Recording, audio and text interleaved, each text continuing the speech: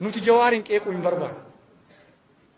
Jawaar I am Oromoo first irraa kaasee duula isin waamtanii ni miti. Halkan Facebook irratti yoo poostu godhu bakkuma san ciisaa bulu. Sadarkaa kanatti qabsoo kana bakkaan ga'e isin deeggaree har'a hattoonni achi keessa jiran kunni duula isarratti duulallee haa dhaabani asin nu dabarsa kanallee haa dhaabani. Hoogganaa biirootii hoogganaa waajjira lafaati jedhama. Dr. Milkeessaa Miidhagaa natti fakkaata. Hojiin isaa Feesbuukii sa'aatii 24 kan gaggeessu.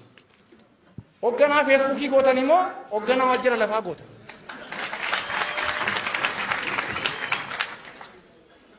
Hoogganaan tokko sooshaal miidiyaa irraa bahuu qaba. Waa'ee sooshaal miidiyaa qaaquun dura hooggantoota keessan sooshaal miidiyaa irraa fageessaa. Hojiilee hojjetan of jajuu osoo hin taane hojiin keessan isin haa ibsu. Sinigalee yoo si tuqe har'a taakkala rakkoo qabda jedhee yoo si tuqe boru buchulloonni kennu jala kaati. Great shame. Jecha kanallee fayyadamuu hin barbaanne waan isaan irraa eeggamne waan godhaniif.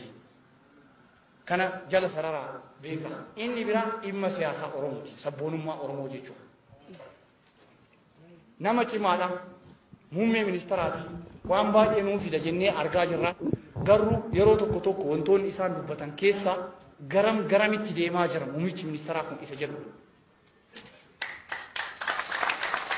ታላቅ ነበርን ታላቅ እንሆናለን ይላል። ታላቋ ኢትዮጵያን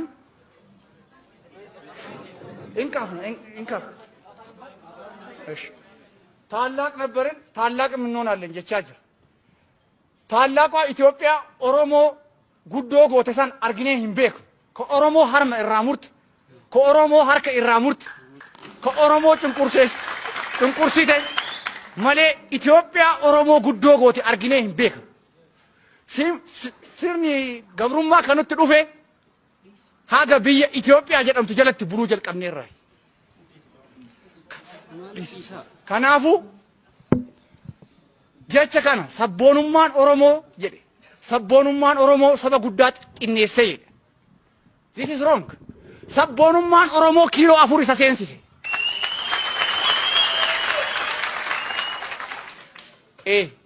Inni biraa jecha inni dubbate keessaa wanta gaarii takka hin yaadadha. Gaazexeessaan tokko har'a yoo waa dubbisu har'aaf oduu ta'aa jedhe. Boruuf immoo seenaa ta'aa jedhe. Amma achi qabsoo reezistaansii Itoophiyaa godhame keessatti kan qabsaa'e qeerroodha. Faannoo zarmaa isa jedhu san dhaaba achumatti. Seenaan qeerroon ijaare dhaabni biraa dhufee sheer gochuu hin danda'u. Nama biraallee qabachuuf jettanii hiriira gaafa sadii Gondaritti ba'an gaafa sadii kan aarsaa kaffale garuu baay'eedha. Amboo kanaan dursa qaba.